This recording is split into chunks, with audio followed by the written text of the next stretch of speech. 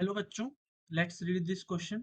In which alkene isomerisation will not occur. तो हमें यहाँ पे कुछ एल्केन गिवन है C2H6, C4H10 and C5H10 and C6H14।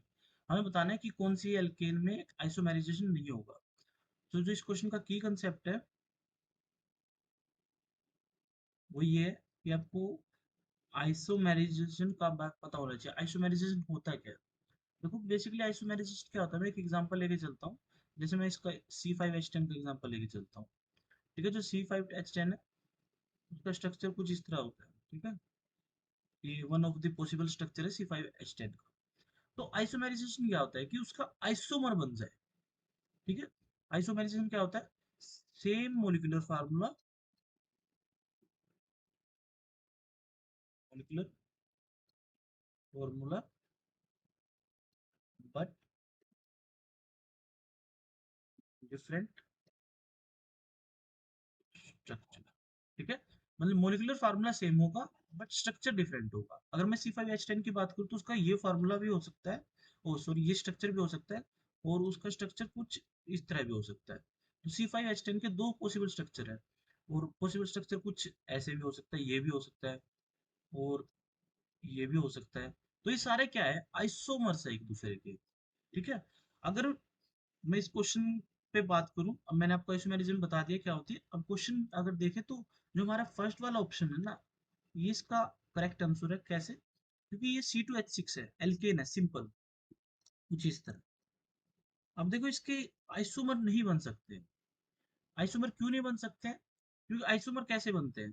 देखो, अब मैं इसका आइसोमर बना रहा हूँ, मान लो मैं ये वाला जो कंपाउंड है इसका मेरे को आइसोमर बनाना है, तो मैं कैसे बनाऊंगा? मैं इस फार्मूले में थोड़ा चेंज करके कुछ ऐसे राइट कर दूंगा। ठीक है, आइसोमर ऐसे बनते हैं कि मैंने इस मैथिल ग्रुप को यहाँ से उठा के, देखो मैंने इस मैथिल ग्रुप को, ये वाला मैथिल ग्रुप है रेड वाला, मैंने यहाँ से उठा के इस पोजीशन पे क्या कर दिया है? शिफ्ट कर दिया है। तो ये कोरस्पोंडिंग क्या बन गया है कि इसका आइसोमर बन गया है। ठीक है, और मैं क्या कर सकता हूँ, ये डबल बॉन्ड को यहाँ पे शिफ्ट कर दूँ कुछ इस तरह। अब ये भी क्या है? इसका एक पॉसिबल आइसोमर है। तो ये सारे पॉसिबल आइसोमर है C5H10 के। बट अगर मैं इसकी बात करूँ इथेन की, तो यहाँ पे सिर्फ दो ही कार्बन है ना, तो इसको मैं शिफ्ट भी नहीं कर सकता कहीं पे, तो इसके आइसोमेराइजेशन नहीं होगा।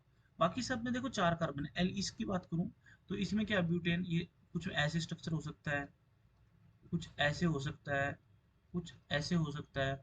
बहुत सारे पॉसिबल स्ट्रक्चर है ब्यूटेन के। कुछ ब्यूटेन का स्ट्रक्चर कुछ ऐसे हो सकता है, ये जो हमारा, सॉरी ब्यूटीन का, सॉरी ब्यूटीन मतलब इसमें C4H10 है ना, तो ये ब्यूटीन है। ठीक है, तो मतलब ब्यूटीन या साइक्लोब्यूटेन, ये साइक्लोब्यूटेन है और ये ब्यूटीन के स्ट्रक्चर है। तो ये मतलब कुछ ऐसे वैसे हो सकते हैं आइसोमर पॉसिबल डिफरेंट। बट हमारा जो C2H6 है उसमें आइसोमर नहीं हो सकता। ऐसे ही केस होता है CHCH4 का। अब इसमें तो है ही एक कार्बन, तो इसमें आइसोमर पॉसिबल नहीं है। अगर मैं बात करूं C3 प्रोपेन की, तो सेम केस इसमें भी होता है। इसमें भी कोई आइसोमर नहीं बनते हमारे।